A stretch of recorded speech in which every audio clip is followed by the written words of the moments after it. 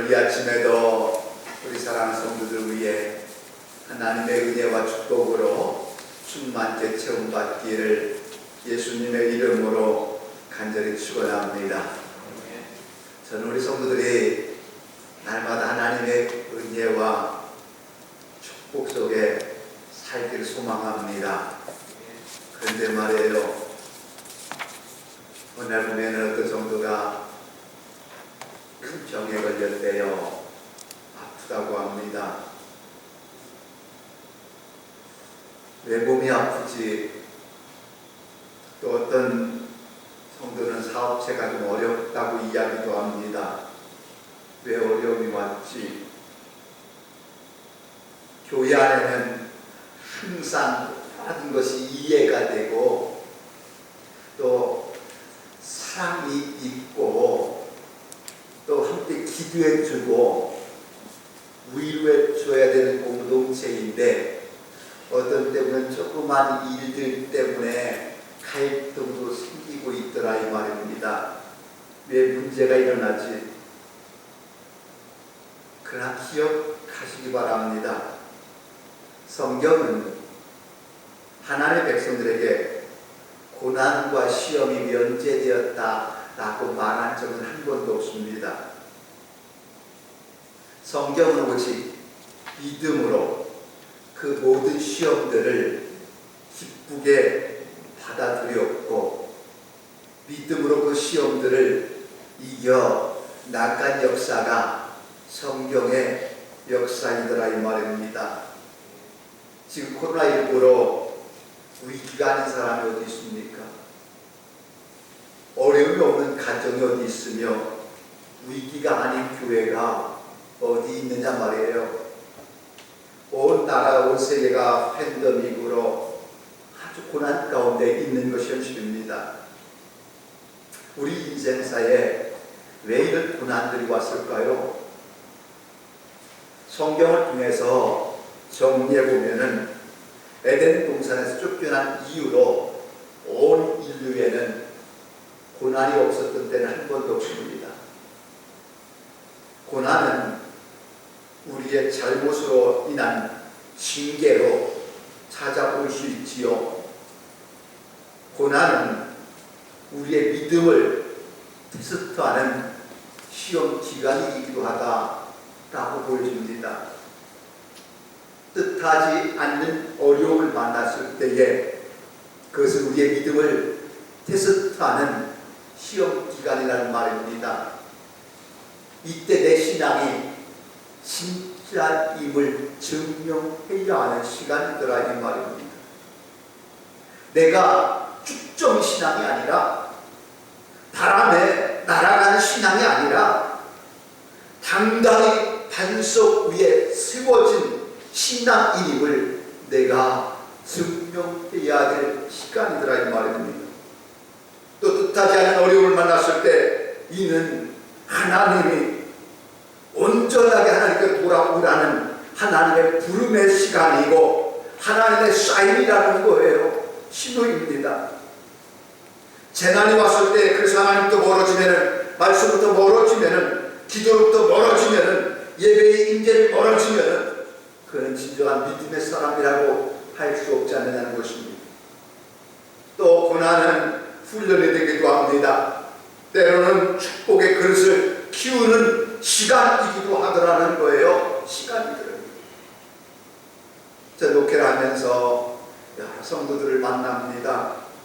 그 만남 속에서 어떻게 저 어려운 문제를 해결해 나가는가 보면은 대부분의 사람들은요 인간의 감정으로 해결합니다.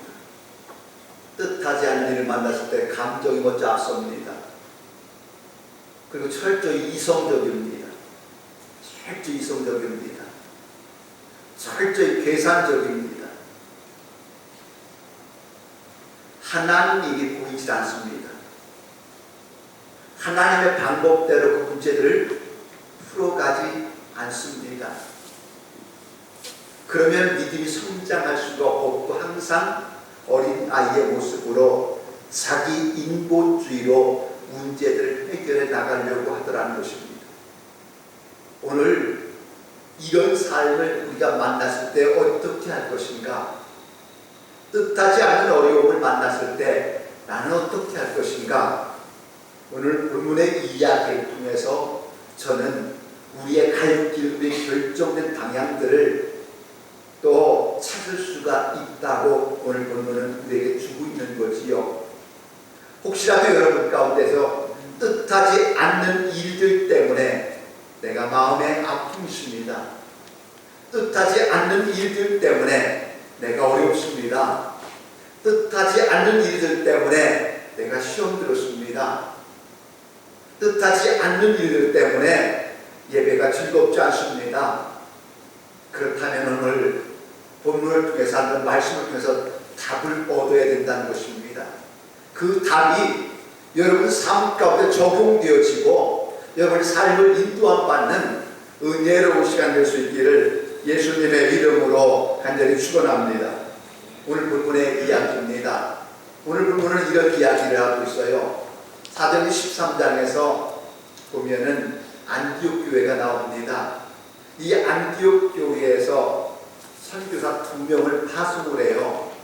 그 선교사가 한 사람은 바나바고 한 사람은 바울입니다. 근데 이 파송을 하는데 그냥 파송하는 게 아니라 우리 파송합시다가 아니라 성령의 인도함을 받아 이들이 파송되어집니다. 성령께서 이들을 보냈다는 이야기예요. 얼마나 귀합니까? 성령이 이 두 사람을 이방인들에게 보냅니다. 자, 이 사역이, 선교의 사역이 바울의 혼자의 사역이 아닙니다. 바나바의 생각의 사역이 아닙니다. 성령 하나님이 그들을 보낸 사역입니다. 그러면 잘 돼야 되지 않겠습니까? 어려움이 순탄할 것 같지요. 그런데 오늘 본문에 보니까 어느 지역, 바보라는 지역에 가니까 바예수라는 유대인 거짓 선지자 마술사를 만납니다. 마술사를 만나요. 이 마술사는 아마도 예수의 복음이 증거되는 것을 아주 방해합니다. 그 당시에 그 지역에 총독이 있었는데 이 총독에게 복음을 전하려고 하는데 이 마술사 엘루마가 계속 방해하는 것입니다. 뜻하지 않는 사건을 만났다는 거예요. 복음의 현장에서. 어떻게 할까? 이럴 때에 우리는 어떻게 할 것인가? 이런 일들 만날 때 어떻게 할 것인가를 몇 가지로 말씀할. 첫째는 뜻하지 않는 어려움을 만날 때는 하나님께서 이루실 뜻이 있음을 알고 하나님을 신뢰하는 것입니다. 이 속에 뜻하지 않는 일들 속에 하나님이 이루실 뜻이 있다는 것을 알고 하나님을 신뢰하는 거예요. 그냥 우연히 일어난 일이 아니라 뜻하지 않은 이 일들 속에 하나님의 뜻이 있다는 거예요. 그것을 알고 하나님을 신뢰하는 것입니다. 오늘 본문은 이렇게 이야기하죠. 계속해서 이 박수 엘루마가 바울 사도가 전하는 복음을 방해하고 있습니다. 총독이라는 사람에게 복음 전해야 되는데 이 총독을 자꾸 못 믿게 만드는 거예요. 그랬더니 바울이 11절 말씀에서 이렇게 말합니다. 보라, 이제 주의 손이 내 위에 있으니 내가 맹인이 되어 얼마 동안 해를 보지 못하려 하니 즉시 안개와 어둠이 그를 덮어 인과 잠을 두루 찾는지라. 바울이 이런 일을 선언하는 거예요. 보라, 주의 손이 내 위에 있을 것이니 너는 소경이 될 것이다. 그 즉시로 기적이 일어납니다. 그러니까 볼 수 없게 되었다고 이야기합니다. 그리고 12절 말씀에 이에 총독이 이렇게 된 것을 그렇게 된 것을 보고 믿으며 주의 가르치심을 놀랍게 여기니라 라고 말씀합니다. 총독이 이 사건 보고서 예수를 믿게 되었다는 이야기입니다. 방해는 지금 누가 하고 있습니까? 그 박수 엘루마가 계속해서 반대하고 방해하고 있습니다. 그때 주의 손이 그 위에 임하여 그가 맹인 소경되게 만들고 이 총독이 예수 믿게 된 사건에 대한 이야기를 합니다. 그 이야기를 하고 있어요. 사실 보면은 이 총독이 예수 믿을 사람이냐? 그렇진 않다는 것입니다. 왜냐하면 이 총독은 당시 식민지에서 로마 정부를 대표했던 사람입니다. 복음 한 번 전한다고 믿을 사람이겠느냐? 아니에요. 복음 한 번 전한다고 믿을 사람이냐? 그럴 수 없습니다. 그런데 이 총독이 갑자기 그 자기가 알고 있었던 박수 엘루마가 소경됐단 말이에요. 하나님의 기적으로 소경됐다는 거예요. 하나님의 능력으로 소경됐다는 거예요. 이 사건을 보고서 이 총독이 그 자리에서 예수를 믿게 됐다. 그의 가르침을 놀라게 됐다라고 이야기합니다. 바꿔 말하면 이런 이야기죠. 박수 엘루마의 장벽이 없었다면 기적은 일어나지 않았을 것이라는 거죠. 이런 기적을 보지 못했다면 그 총독이 예수 믿었겠느냐? 그렇지 않다는 것입니다. 뜻하지 않는 어려움이 오면 믿음의 사람에게는 하나님의 능력을 나타나는 때이고, 그것을 그의 믿음을 갈 때는 신호로 알고 믿음의 능력이 있는 삶을 살아야 된다는 것이지요. 사랑하는 성도 여러분, 우리도 때로 살면서 질병 만날 수 있고요, 사업의 실패도 만나고, 가정의 어려움도 만나고, 우리 앞에 홍해가 있고 여리고성이 우리 가로막을 때가 있습니다. 그럴 때 어떻게 할까요? 포기하라는 신호인가요? 그만두라는 신호인가요? 그게요? 그 신호는 그 속에 하나님의 뜻이 있음을 알고 더 하나님을 신뢰하며 나가라는 것입니다. 그것이 성경이 주는 메시지예요. 당신의 감정에 따라 움직이는 것이 아니고, 당신의 이성적인 판단으로 가는 것이 아니고, 오히려 그 속에서 하나님의 분명한 뜻이 있음을 알고 하나님을 신뢰하라. 그것이 주는 메시지입니다. 우리 인생에서 전혀 생각지 못했던, 경험하지 못했던 일들을 만날 때가 있습니다. 그 순간에 나는 어떤 모습으로 살아가야 될까요? 그때 하나님 요구하는 것이 그렇습니다. 그 뜻하지 않은 어려움 속에 하나님의 뜻이 있음을 알라. 그리고 그 하나님을 붙잡으라는 말입니다.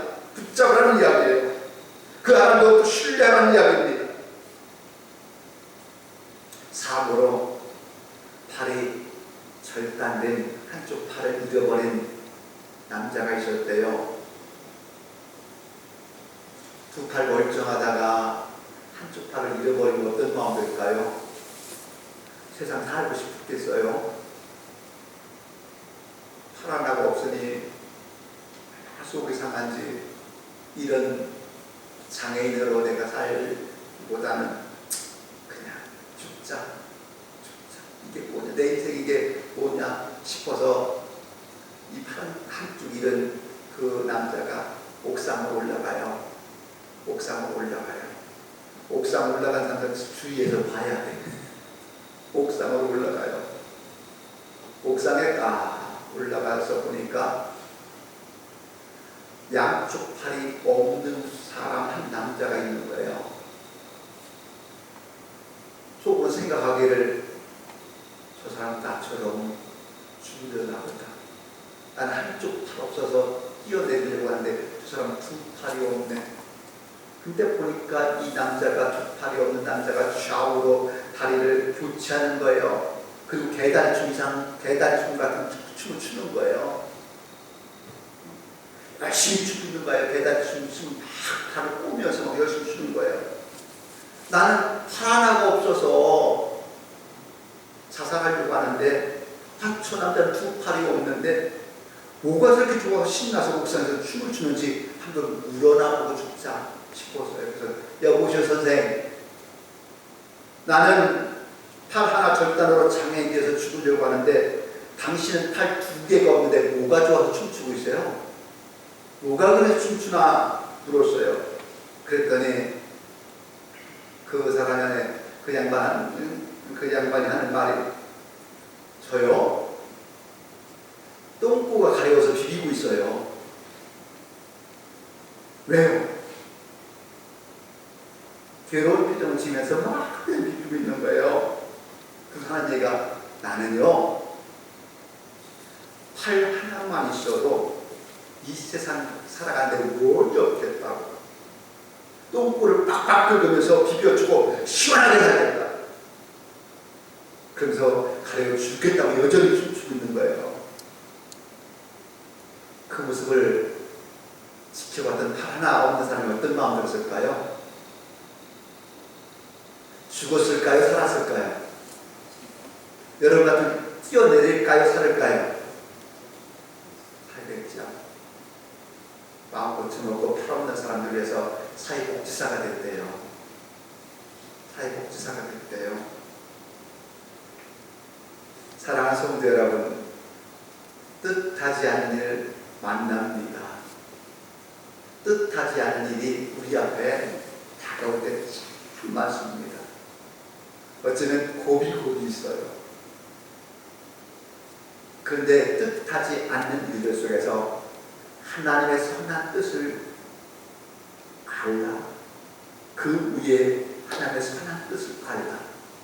그리고 하나님을 신뢰하라는 것입니다. 하나님을 신뢰하라는 것. 하나님을 믿으라는 것입니다. 뜻하지 않은 일이 내 앞에 있다 해서 그것을 넘어져 있지 말고, 포기하지도 말고, 좌절하지도 말고, 아파하지도 말고, 이것을 통해서 나에게 말씀하시는 하나님의 음성이 있구나 하는 것을 알라는 것입니다. 저는 목회하면서 많은 사람들 만나잖아요. 여기서 참담하면 또 하나가 터지고, 또 저기서 참담하면 또 하나 터지고 그럽니다. 그때만 저는 이런 생각합니다. 하나님, 이 일을 통해서 하나님 준 메시지는 뭡니까? 하나님 저에게 알려주는 신은 뭡니까? 그런 분명한 사실이 있습니다. 이 일들 통해서 하나님 더 선한 일을, 더 좋은 일을 예비하시고, 제가 그럴 때 하나님 붙잡고 나가면은 하나님이 이루시는 놀라운 일들을 볼 줄 믿습니다. 여러분 삶도 마찬가지라고 보여줍니다. 하나님 특별히 우리가 뜻하지 않은 일을 만났을 때 하나님을 신뢰하는 것을 보기를 원합니다. 보기를 원해요. 사랑하는 성도 삶 가운데에 그런 뜻하지 않은 일들 속에서 우리 하나님의 뜻을 알고 하나님을 신뢰하는 은혜가 우리 사랑하는 모든 성도들 가운데 임하기를 예수님의 이름으로 간절히 축원합니다. 두 번째는 뜻하지 않은 어려움이 오면은 문제의 본질을 파악하라는 것입니다. 문제의 본질을 파악하라는 거예요. 오늘 바울과 바나바가 복음을 전하는데 엘드마 계속 방해하죠. 바울이 어떻게 합니까? 9절과 11절 말씀에 보니까 10절 말씀에 보니까 그런 이야기가 나옵니다. 10절 말씀에는 모든 거짓과 악행이 가득한 자요, 마귀의 자식이요, 모든 의의 원수요, 주의 바른 길을 굳게 하기를 그치지 아니하겠느냐 라는 말씀이 10절 말씀이에요. 지금 바울이 본질을 보고 있습니다. 박수 엘루마가 계속 방해를 하고 있어요. 복음이 전파되는 것을 방해하고 있습니다. 하나님의 의가 가려진 것을 방해하고 있습니다. 그 방해의 세력, 그 본질을 보니까 모든 거짓과 악행과 악행이 가득한 마귀의 자식이고 의의 원수요 라고 말씀하고 있습니다. 지금 바울과 바나바는 엘루마 자체를 보지 않았습니다. 그 엘루마라는 자를 보지 않고 그 뒤에 세력, 배후의 세력이 무엇인가를 볼 때 마귀의 자식이고 악행이라고 이야기하고 있고 거짓이라고 이야기하고 있는 사단의 전략이 있음을 보고 있다는 이야기입니다. 그래서 바울이 마귀의 자식이라고 표현하고 있어요. 너는 마귀의 자식이니라. 너 뒤에 마귀가 역사하고 있다는 사실을 정확하게 이야기하고 있습니다. 성경은 우리의 싸움의 본질에 대해서 이렇게 말합니다. 우리의 시험은 혈과 육에 대한 것이 아니에요. 정사와 권세와 이 세상의 어두운 세상 주관자들과 하늘에 있는 악의 영들에게 대합니다 라고 말씀하고 있습니다. 이 말씀의 의미는 이런 이야기예요. 우리의 다툼, 우리의 싸움은 혈과 육의 사람과 사람의 싸움 같지만은 사실은 세상의 어둠의 세상 주관자들과 하늘에 있는 악의 영들로 말미암은 싸움이다 라고 이야기하고 있는 거예요. 이 말이 무슨 말입니까? 싸움이라는 게 결국 영적 전쟁이라는 거예요. 사람과의 싸움이 아니라 부부와의 싸움이 아니라 자녀와의 싸움이 아니라 인간들의 싸움이 아니라 그 싸움은 끊임없는 인간들의 싸움으로 사단이 만들어가고 있는 하나의 세력이다, 이렇게 보고 있는 거예요. 우리 부부가 싸움하잖아요. 성부가 성 갈등도 있잖아요. 그죠? 또 이웃들과의 갈등도 있잖아요. 근데 바울이 꿰뚫어보고 있는 본질이 뭔지 아세요? 그 배우가 뭐냐는 거예요. 본질을 파악하는 것이 뭐냐는 거예요. 파악해보니까 그 속에 마귀의 자식이라고 표현하고 있습니다. 악행이 있다고 이야기합니다. 이것은 사단의 전략이라는 거죠.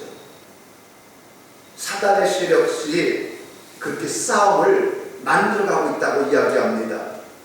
가인과 아벨의 싸움을 그렇게 만들었습니다. 구약에 나오는 수많은 전쟁을 통해서 인간끼리의 싸움으로 만들어가고 있습니다. 본질을 파악하는 것이죠. 뭐가 안 되면 왜 안 되는지 그 본질을 파악해보라는 것입니다. 사업이 안 되면 왜 안 되는지 파악해보라는 것입니다. 성경에 보면은 사울왕이 나와요. 그죠? 사울왕, 초대왕 사울왕이 있었습니다. 사울왕 때에 어떤 일이 생기죠? 블레셋의 나라와 전쟁이 일어납니다. 전쟁이 일어났어요. 근데 블레셋은 골리앗이라는 큰 장수가 나왔어요. 근데 이스라엘은 그 대적할 만한 사람이 나오지 않았죠. 우리가 잘 아는 소년 장사 다윗이 있어요. 이 다윗이 골리앗을 이깁니다. 죽여요. 그리고 전쟁에서 큰 승리를 합니다. 사람들이 어떻게 하죠? 사람들이 이렇게 환호합니다. 사울은 천천히고 다윗은 만만히로다. 다윗의 인기가 막 하늘을 치듯이 올라갑니다. 사울은 천천히 다윗은 만만히다, 비교할 수 없습니다. 그런데 이때에 사울의 마음이 어떻게 들어갑니까? 시기심이 생겼다는 거예요. 시기심이 생겨서 다윗을 죽이려고 합니다. 근데 성경은 우리가 사울이 시기심 때문에 다윗을 죽이려고 한지 아세요? 사울이 자기가 인기가 없으니까 다윗을 죽이려고 했다. 우리 현상은 그렇게 나타납니다. 야, 사울 참 못됐다. 성경 참 못된 처먹었다. 그러니까 이 나라를 충성했던 다윗을 죽이려고 하는구나. 사울 참 못됐다. 이렇게 이야기하잖아요. 근데 성경이 뭐라고 기록되느냐? 여호와의 신이 사울에게서 떠나고 여호와의 무슨 악신이 그를 번뇌케 한지라. 악한 신이 왕을 번뇌케 해서 그 사울이 다윗을 죽이려고 했다, 이런 이야기입니다. 사울 속에 있는 악한 신이 그를 시기하게 만들었다는 이야기입니다. 사울 속에 있는 악한 신이 다윗을 죽이게 했다는 이야기입니다. 문제의 본질은 뭐예요? 그 속에 존재하는 악한 것들이 우리와 하여금 싸우게 만들었고, 악한 것들이 우리와 하여금 갈등하게 만들었고, 악한 것들이 우리와 하여금 믿음의 자리에서 멀어지게 만들었다는 것입니다. 이 본질을 파악하라는 거예요. 다윗은 지금, 오늘 본문에 바울은 그 본질을 파악한 거예요. 박수와 엘로마가 계속해서 방해하고 힘들게 만드는데 그 본질이 뭐냐? 그가 마귀의 자식이었다. 그의 마귀의 자식이 뭐냐? 악한 영이 그를 지배했다는 이야기입니다. 악한 영이. 오늘 이 시대의 문화도 보고 또 흘러가는 현상들 보면서 악한 영들이 하나님의 교회를 분열시키고, 악한 영들이 하나님의 교회를 핍박하고, 악한 영들이 복음이 증거된 것을 싫어하고, 악한 영들에 의해서 교회에 많은 어려운 일들을 전 있구나, 경험하고 있구나 하는 것을 생각합니다. 오늘 사랑하는 성도 여러분, 혹시라도 뜻하지 않는 어려운 일들을 만날 때에 그 본질 속에 악한 영들의 역사는 없는가 보라는 것입니다. 파악하라는 거예요. 그래서 악한 영에 지배받지 않고, 악한 영에 지지 말고, 악한 영에 영향받지 말고 믿음으로 이겨나가는 우리 성도들의 삶이 다 될 수 있기를 예수님의 이름으로 간절히 축원합니다. 마지막 세 번째는 뜻하지 않는 어려움이 오면은 성령 충만함으로 사명을 감당하라는 것입니다. 오늘 바울이나 바나바가 그런 어려움을 만났을 때 어떻게 이겼는가를 보면은 이렇게 말하면 9절 말씀에는 이렇게 기록됐습니다. 바울이라고 하는 사울이 성령이 충만하여 그를 주목했다라고 말씀합니다. 그리고 11절 말씀 보라 이제 주의 손이 내 위에 있으니 라고 말씀하고 있습니다. 강력하게 힘을 발휘하는 것은 성령의 충만함이었습니다. 성령의 충만함이었습니다. 자신의 힘으로 안 되는 일 있잖아요. 사업을 하려고 하는데 돈이 없습니다. 아무리 노력해도 되지 않습니다. 성격을 고치려고 하는데 고쳐지지 않습니다. 어떻게 할까요? 포기할까요? 성경이 그렇게 말하지 않습니다. 성경의 메시지는 그럴 때 우리가 해야 할 것이 내 힘이 아니라 성령의 힘을 의지하라. 스가랴 4장 6절 말씀 이런 말합니다. 만군의 여호와께서 말씀하시되 이는 힘으로 되지 아니하며 능으로 되지 아니하며 오직 나의 신으로 되느니라 라고 말씀합니다. 이 말은 그런 이야기예요. 나는 못하지만은 하나님의 신이 임하면은 그 일이 이루어질 줄 믿습니다. 나는 능력이 없지만은 주의 손이 그 위에 임하면은 하나님의 능력이 나타난다는 이야기입니다. 내 손으로는 할 수 없지만은 주의 손으로는 불가능이 가능케 되는 역사가 일어날 줄로 믿습니다. 이 말씀이에요. 당신의 모습으로는 안 된다는 거예요. 내 모습으로는 안 된다는 거예요. 그런데 하나님의 신이 그 위에 임하면 가능하다는 이야기입니다. 그래서 오늘 말씀에 바울이 성령의 충만하여 그를 본 거예요. 그리고는 주의 손이 그 위에 임하면 그가 맹인이 되는 거예요. 소경이 되는 거예요. 내가 못한다고 하나님 못하는 건 아니잖아요. 여러분 믿음의 사람은 그렇습니다. 내가 못하니 안 되는 게 아니에요. 내가 못하여 하나님을 의지할 때에 하나님의 신 그 위에 임하야 그 일들이 형통케 되는 줄 믿으시기 원합니다. 막혔지요. 가로막혔지요. 위에 캄캄하게 막혔지요. 그럴 때는 어떻게 할까요? 하나님의 신이 이곳에 임하면 하나님의 신이 성령 하나님이 전능하신 하나님이 그 위에 임하면 그 문제를 얼마든지 풀어갈 수 있다는 사실이잖아요. 그것을 믿는다는 것입니다. 오늘 바울이 문제 해결점을 어떻게 보고 있습니까? 그가 만난 그 뜻하지 않은 일들과 방해 장벽 앞에 그가 만났을 때 바울은 그 문제를 바울의 이성으로 풀어가지 않았습니다. 바울의 심각으로 풀어가지 않았습니다. 하나님의 신이 그 위에 임하여 성령이 충만하시고 하나님의 신이 그 위에 임하니 풀릴 것 같지 않은 문제가 완전히 풀어져 버린 거예요. 내가 못하기 때문에 하나님 못하는 게 아니고 나에게 재물이 없다고 하나님이 재물이 없는 것도 아니고 내게 능력이 없다고 나의 실력이 없다고 나의 권력이 없다고 하나님 능력 없는 것도 아니잖아요. 성경이 말씀하는 이미 믿음의 사람들에게는 하늘의 권세와 땅의 권세를 내가 너에게 주었노라. 예수께서 너희를 가르쳤을 때 하늘과 땅의 모든 권세를 내게 주셨으니라고 말씀하고 하나님 자녀가 되는 권세를 주셨다고 이야기합니다.